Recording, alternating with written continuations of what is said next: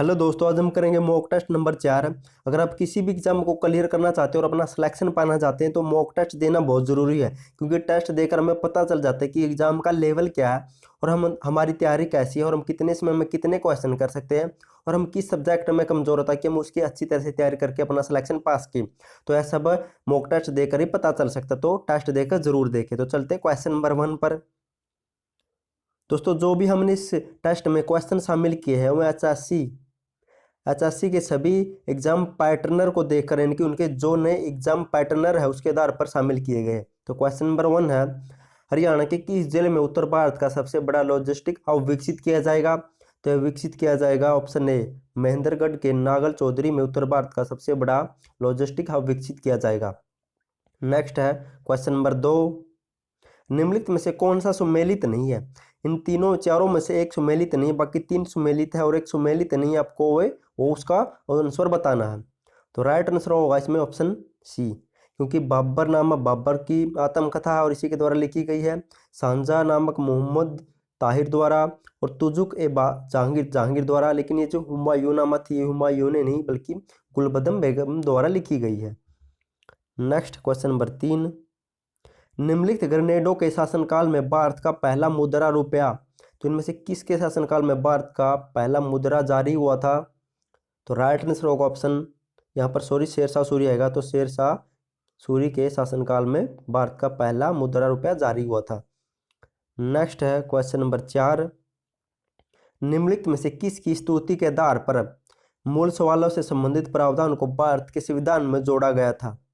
तो किसकी स्तुति के आधार पर जोड़ा गया था? तो राइट आंसर होगा ऑप्शन 4, इनकी सवर्ण सिंह की समिति के आधार पर मूल सवालों या मूल अधिकारों आएगा को सवर्ण सिंह समिति के आधार पर जोड़ा गया था। नेक्स्ट है क्वेश्चन नंबर 5, कामिनी, हेमवती और अमरावती कौन सी नदी की सहायक नदी है? तो ये किस नदी की सहायक नदियां हैं? तो राइट आंसर होगा ऑप्शन सी, ये तीनों कावेरी नदी की सहायक नदियां हैं। नेक्स्ट है क्वेश्चन नंबर 6, मिट्टी का कटाव अधिक किस प्रकार की मिट्टी में होता है? तो मिट्टी का कटाव सबसे अधिक किस प्रकार की मिट्टी में होता है? तो राइट आंसर होगा ऑप्शन डी, उपरोक्त छवि। इनकी सिलेट, मटियार, दोमट मिट्टी और बलुई मिट्टी, इस प्रकार की मिट्टियों में सबसे ज़्यादा कटाव होता है। नेक्स्ट क्वेश्चन नंबर 7, दिन और रात कहाँ बराबर होते हैं? तो दिन और रात कहाँ पर बराबर होते हैं? तो राइट आंसर होगा ऑप्शन ए, विषुवत रेखा पर दिन और रात बराबर होते हैं। नेक्स्ट क्वेश्चन नंबर 8, चोल राज्य है जिसे गगनकोट के कहा जाता है, तो किसे कहा जाता है इनमें से? तो आपको को बताना है। तो राइट आंसर होगा ऑप्शन बी, इनकी राजेंद्र को गगई कोट कहा जाता है, इसने यह उपाधि धारण की थी। दोस्तों, आप कमेंट करके जरूर बताना कि मेरे इतने क्वेश्चन ठीक थे, ताकि मुझे भी पता चल सके आपकी तैयारी कैसी है। तो प्लीज़ कमेंट जरूर करना आपको कितने का आंसर पहले ही से ही पता था। नेक्स्ट क्वेश्चन नंबर 9, मौर्य साम्राज्य के दौरान एक जिले का प्रमुख राजस्व का प्रधान सामान्य और अपनी अधिकारिता के अंतर्गत सामान्य और सैन्य प्रकारों को आभारी अधिकारी किस रूप में जाना जाता था? तो किस रूप में जाना जाता था? तो राइट आंसर होगा ऑप्शन बी, उसे रजजू कहा जाता था। नेक्स्ट है क्वेश्चन नंबर 10, क्वेश्चन नंबर 10 है, निम्नलिखित में से कौन नौसैनिक शक्ति नहीं है? तो इनमें से एक नौसैनिक शक्ति नहीं थी किनके पास? तो आपको बताना किसके पास नहीं थी। तो राइट आंसर होगा ऑप्शन का 10 का सी, इनकी चोल साम्राज्य के पास नौसैनिक शक्ति नहीं थी, बाकी इन तीनों के पास नौसैनिक शक्ति पाई जाती थी। नेक्स्ट है क्वेश्चन नंबर 11, अष्ट प्रधानमंत्री परिषद होता है, तो अष्ट प्रधानमंत्री परिषद कौन होता है इनमें से? तो किसके शासनकाल में था? तो राइट आंसर होगा ऑप्शन बी, मराठा के शासनकाल में अष्ट प्रधानमंत्री परिषद पाया जाता था। Next question number 12, annihilation of caste का लेखक कौन है? तो अनाहिलेशन ऑफ कास्ट एक पुस्तक है, इसका लेखक कौन है? तो राइट आंसर होगा option B, B R Ambedkar इस पुस्तक के लेखक हैं। नेक्स्ट है क्वेश्चन नंबर 13, निम्नलिखित में से कौन सी घटना सबसे पहले हुई थी? तो आपको इनको घटनाक्रम के अनुसार स्थापित करना और बताना सबसे पहले कौन सी घटना घटी थी। तो आपको बताना। तो राइट आंसर होगा ऑप्शन सी, इनकी प्रथम एंग्लो सिख युद्ध सबसे पहले हुआ था। ये युद्ध हुआ था 1845 और 46 में। और जो ये लॉर्ड लिटन है, लॉर्ड लिटन का दरबार ये 1877 में लगा था, इनकी लगाया गया था। और इल्बर्ट है, इल्बर्ट आया था 1882 में। और जो संथाल है ये 1885 में। तो इसके आधार पर सबसे पहले इस यह हुआ था, और इसके बाद आएगा ये, इसके बाद आएगा ये, और संथाल सबसे बाद में आएगा। नेक्स्ट है क्वेश्चन नंबर 14, निम्नलिखित में से कौन एक मंदाकिनी नदी के किनारे अवस्थित नहीं है? तो उनमें से एक मंदाकिनी नदी के किनारे स्थित नहीं, तो वह कौन है? तो राइट आंसर है ऑप्शन सी, यानी कि गोविंद घाट इस नदी के किनारे स्थित नहीं है।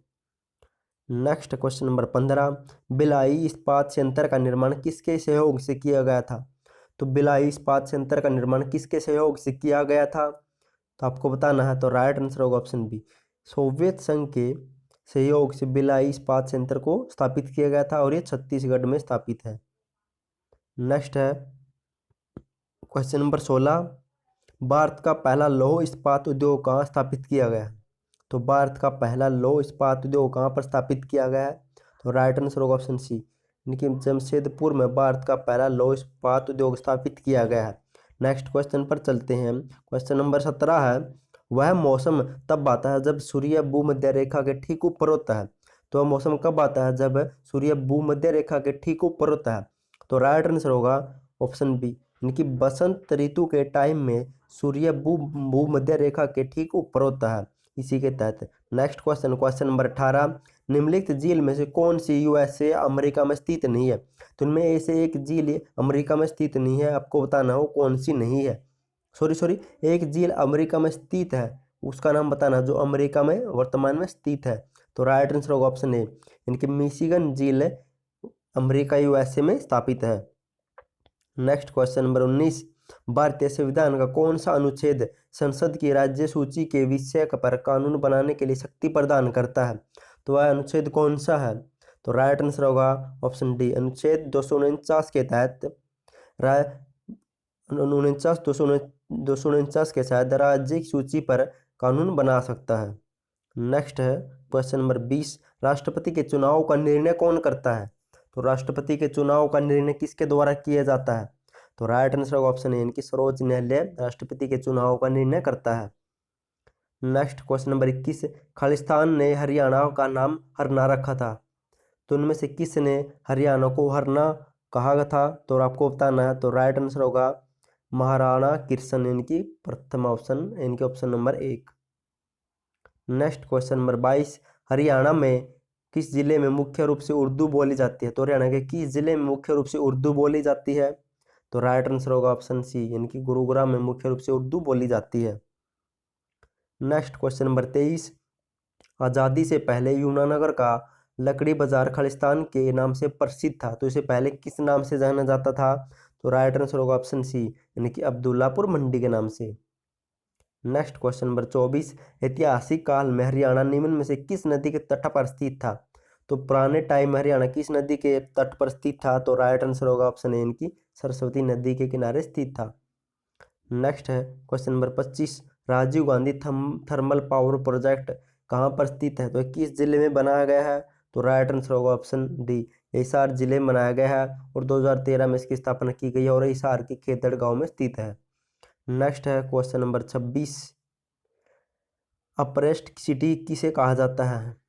तो अप्रेस्ट सिटी किसे कहा जाता है? तो राइट आंसर होगा ऑप्शन ए, यमुनानगर को अप्रेस्ट सिटी कहा जाता है। नेक्स्ट क्वेश्चन नंबर 27, हरियाणा के किस जिले को मिलियन सिटी के नाम से जाना जाता है? तो किस जिले को मिलियन सिटी कहा जाता है? तो गुरुग्राम को मिलियन सिटी कहा जाता है। नेक्स्ट क्वेश्चन नंबर 28, हरियाणा की पीतल नगरी किसे कहा जाता है? तो रेवाड़ी को हरियाणा की पीतल नगरी कहा जाता है। नेक्स्ट क्वेश्चन नंबर 29, मर्दबांड के लिए कौन सा जिला प्रसिद्ध है? तो किस जिले में मर्दबांड पाए गए थे? तो राइट आंसर होगा ऑप्शन डी, रोहतक जिले में मर्दबांड पाए गए थे। नेक्स्ट क्वेश्चन नंबर 30, महाभारत कालीन स्वर्णप्रस्थ नगरी है, तो महाभारत के टाइम में स्वर्णप्रस्थ नगरी किसे कहा जाता था? तो राइट आंसर होगा ऑप्शन सी, सोनीपत को स्वर्णप्रस्थ या स्वर्णप्रस्थ कहा जाता था। नेक्स्ट क्वेश्चन नंबर 31, हरियाणा के किस जिले को सरस्वती नगर कहा जाता है? तो हरियाणा के किस जिले को सरस्वती नगर कहा जाता है? तो राइट आंसर ऑप्शन सी, यानी कि सिरसा को सरस्वती नगर कहा जाता है।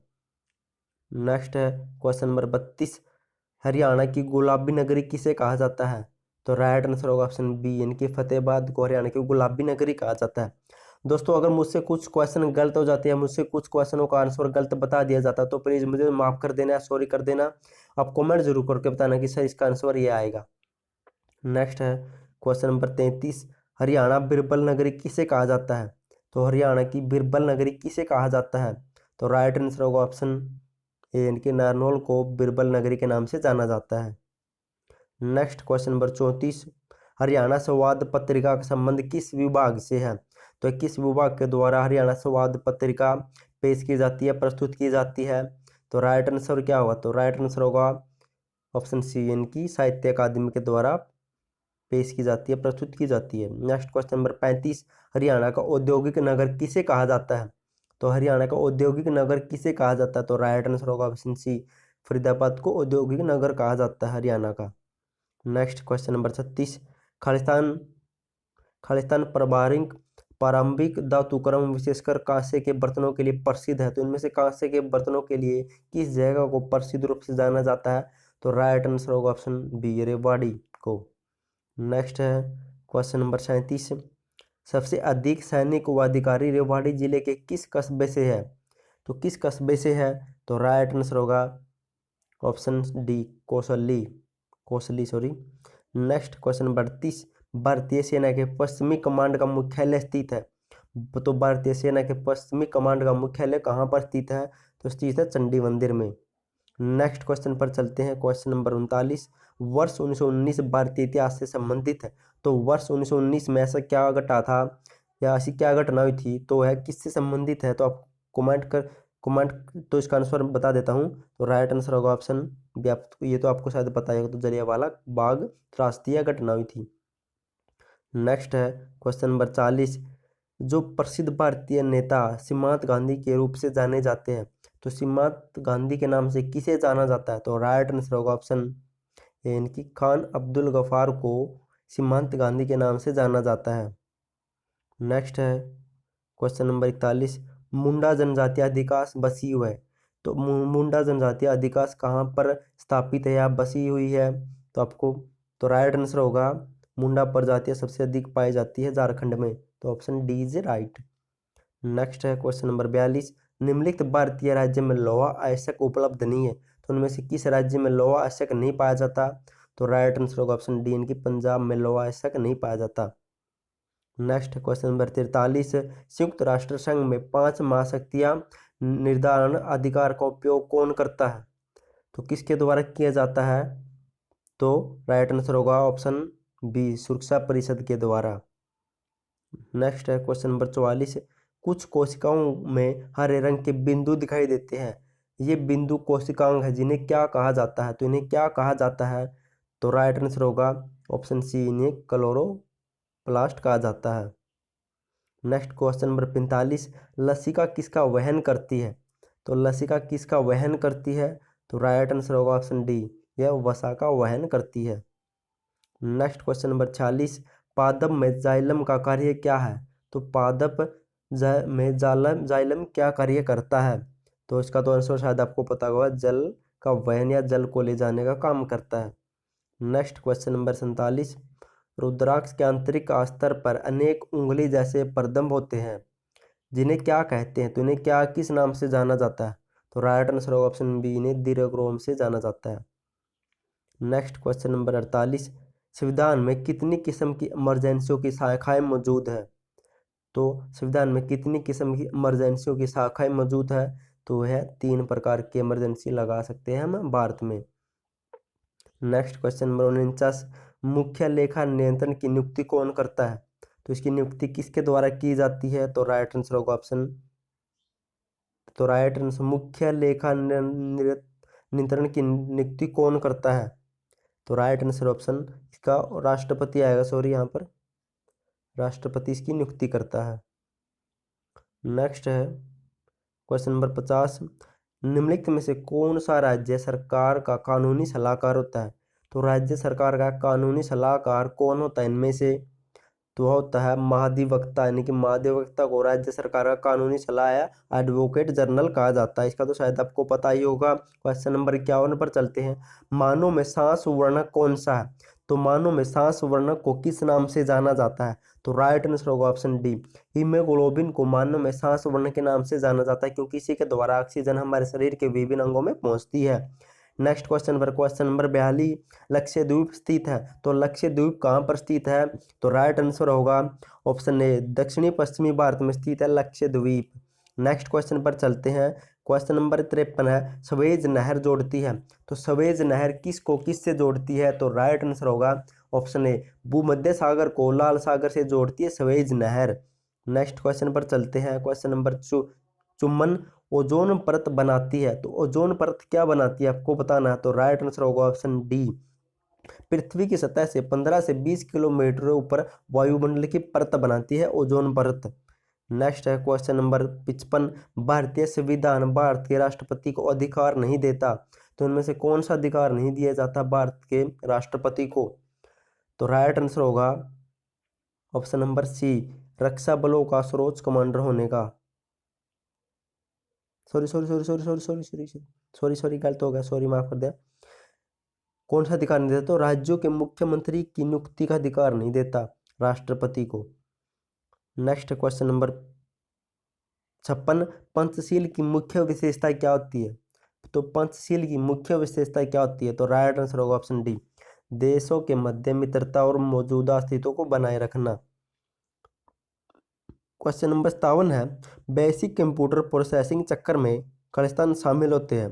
तो किसको शामिल किया जाता है बेसिक कंप्यूटर प्रोसेसिंग चक्कर में? तो राइट आंसर होगा ऑप्शन सी, यानी कि इनपुट प्रोसेसिंग और आउटपुट को इस चक्कर में शामिल किया जाता है। नेक्स्ट क्वेश्चन नंबर 58, सीपीयू और आईओ के बीच सिग्नल के संचलन में कौन सा नियंत्रण करता है? तो इनके बीच में जो भी सिग्नल होते हैं तो उन्हें किसके द्वारा नियंत्रित किया जाता है? तो राइट आंसर होगा ऑप्शन सी, इनकी कंट्रोल यूनिट इन सबको कंट्रोल करती है। नेक्स्ट क्वेश्चन नंबर 59, वह सूचना जो किसी बाहरी स्रोत से आती है और कंप्यूटर के सॉफ्टवेयर में फीड की जाती है, उस सूचना को क्या कहते हैं?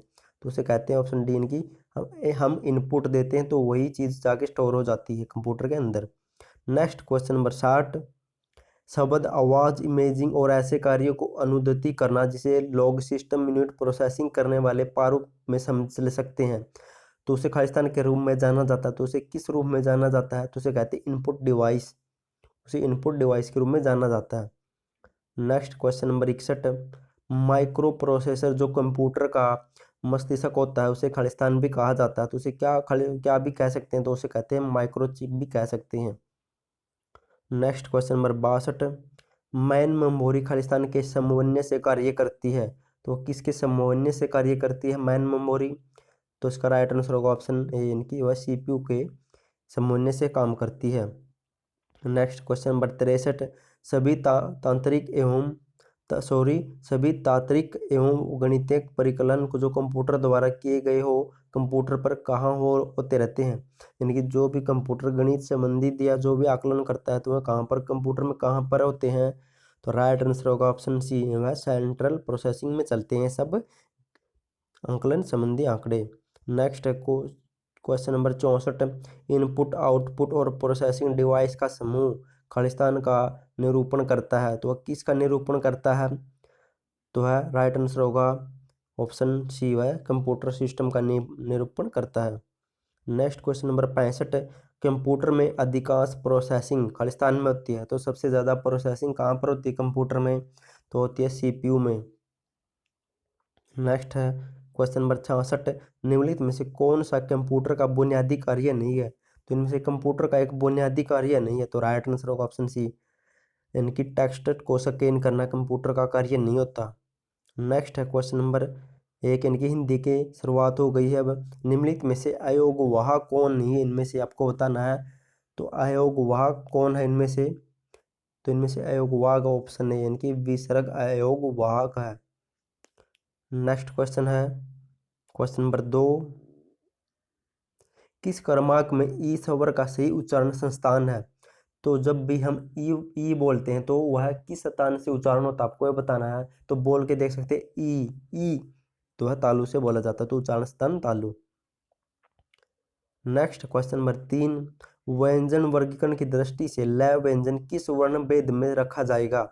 तो ल को किस वर्ण भेद में रखा जाएगा, तो राइट आंसर होगा ऑप्शन बी, उसे वत सदस्य में रखा जाएगा। नेक्स्ट क्वेश्चन नंबर 4, अक्षय वर्ण किसके योग से बनता है। तो अक्षय वर्ण किसके योग से बनता है आपको बताना है। तो वह बनता है क प्लस में स, और स भी ये स षटकोण वाली, तो right answer option A. Next है क्वेश्चन नंबर 5, निम्नलिखित में से कौन सा वर्ण उच्चारण की दृष्टि से दंत्य नहीं है। तो इनमें से कौन दांतों के द्वारा नहीं बोला जाता आपको यह बताना है। तो आप बोल के भी देख सकते हो। तो ट ट ट ट ट ट, तो राइट आंसर ऑप्शन डी। इनके निम्नलिखित में से कौन सा वर्ण उच्चारण की दृष्टि से दंत्य नहीं है। तो ट द न त त त त। तो प्लीज आप इसका कमेंट करना, कन्फ्यूजन हो गई थी आपको बता दो। नेक्स्ट है क्वेश्चन नंबर 6, किस समूह में सभी शब्द संधि युक्त है। तो इनमें से सभी किस समूह में सभी शब्द संधि युक्त है। तो राइट आंसर होगा ऑप्शन डी, यानी कि मनोज, नरेश और देवऋषि सभी एक संधि युक्त शब्द है, और बाकी जो है इस संधि युक्त नहीं है। नेक्स्ट क्वेश्चन नंबर 7, वार्त भारती किसकी रचना है। तो वार्त भारती किसकी रचना है, तो यह मैथिली शरण गुप्त की रचना है। नेक्स्ट है क्वेश्चन नंबर 8, गोदान किसकी रचना है। तो गोदान किसके द्वारा रची गई है। तो रची गई है प्रेमचंद की, यानी कि गोदान प्रेम द्वारा रची गई है। नेक्स्ट क्वेश्चन नंबर 9, पद्मावत किसकी रचना है। तो इसका तो शायद आपको पता हुआ है, मलिक मोहम्मद जैसी रचना है। Next question number 10, Vinay Patrika किसकी प्रसिद्ध कृति है। तो विनय पत्रिका लिखी गई है तुलसीदास द्वारा। दोस्तों आज के लिए आपके लिए इतने क्वेश्चन थे, तो कमेंट जरूर करना आपको मॉक टेस्ट कैसा लगा और आपके कितने क्वेश्चन ठीक पाए। तो प्लीज़ कमेंट जरूर करना। थैंक यू सो मच आपका वीडियो देखने के लिए।